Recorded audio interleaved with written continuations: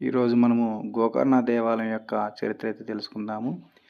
మహాశివుని పరమభక్తుడైనటువంటి రావణాసురుడు తన తల్లి కోరిక మేరకు ఆత్మలింగం తీసుకువస్తానని ఒక ఘోర తపస్సు అయితే మొదలు పెడతాడు.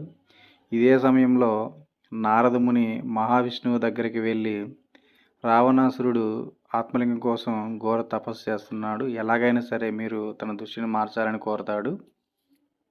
రావణాసురుడి ఘోర తపస్సుకు మెచ్చి పరమశివుడు ప్రత్యక్షమయ్యి ఏమి కావాలి భక్త అని అడగగా, మహావిష్ణువు దృష్టి మళ్లించడం వలన ఆత్మలింగానికి బదులు పార్వతీదేవిని అడుగుతాడు.